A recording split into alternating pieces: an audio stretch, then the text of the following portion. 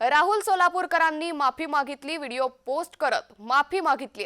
वादग्रस्त वक्तव्यानंतर राहुल सोलापूरकरांनी ही माफी मागितली तर गेल्या अनेक दिवसांपासून छत्रपती शिवरायांबद्दल केलेल्या आक्षेपार्ह विधानानंतर आता राहुल सोलापूरकर यांनी माफी मागितली आहे। व्हिडिओ पोस्ट करत त्यांनी ही माफी मागितल्याची मोठी माहिती सध्या समोर आली आहे। तर वादग्रस्त वक्तव्यानंतर राहुल सोलापूरकरांनी माफी मागितली आहे।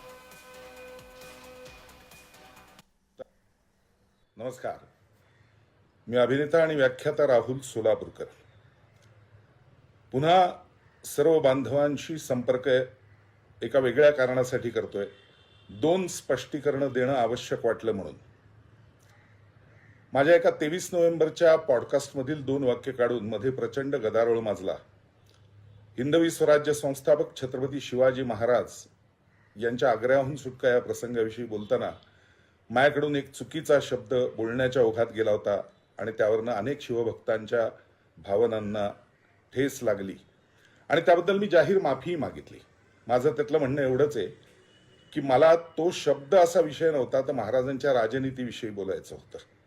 त्याचं कारण त्या विषयावर अनेकांनी व्हिडिओ केलेले आहेत, जदुनाथ सरकारांपासून अनेकांची कागदपत्र त्याविषयीची उपलब्ध आहेत।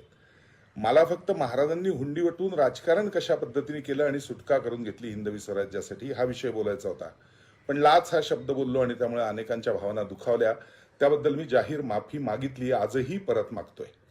आज एक नवीन विषय परत समोर आलाय। भारतरत्न बाबासाहेब आंबेडकर यांच्याविषयी मी काही वक्तव्य केलंय असा। छत्रपती राजर्षी शाहू महाराजांची भूमिका करताना त्याच्यामध्ये एका प्रसंगामध्ये एक विषय होता की वेदांमधलं एक वाक्य आहे, धर्मोश्चर्या जगन्यो वर्णः पूर्णम पूर्णम वर्णम आपद्यते जाती परिवृत्तौ। म्हणजे कोण कुठल्या घरात जन्माला आला याच्यावर त्याची जात ठरत नाही, तर तो काय कर्म करतो याच्यावरती जात ठरते।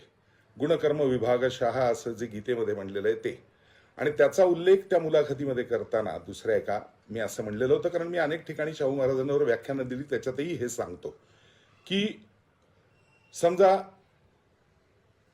श्रीमंत थोरले बाजीराव पेशवे यांचा विचार केला तर ते भट म्हणून जन्माला आले तरी हातात तलवार घेतल्यामुळे क्षत्रिय ठरतात। या न्यायाने मी म्हणलं होतं रामजी सकपाळांचे चिरंजीव भीमराव आंबेडकर हे अभ्यासाने इतके मोठे झाले की त्या अर्थाने ते ब्राह्मण ठरतात। हे वेदांमधलं जे वितरण आहे चातुर्वर्ण्याचं त्याविषयी मी बोललो होतो आणि ते गुणकर्म विभागशः आहे असं मी बोललो होतो। त्यातलीच 2 वाक्य काढून आज पुन्हा काही लोकांची मनं कलुषित करण्याचा प्रयत्न केला जातोय।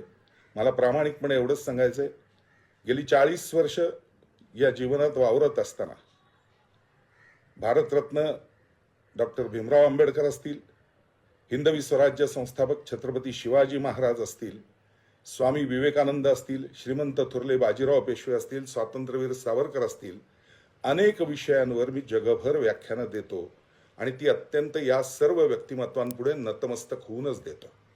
40 वर्षात या सगळ्यांचा आदर्श घेऊनच पुढे जाण्याचा प्रयत्न मी आजपर्यंत केलेला आहे। हे ज्यांनी माझी व्याख्यानं किंवा वैयक्तिक आयुष्य पाहिलंय त्यांना हे सर्व माहिती आहे।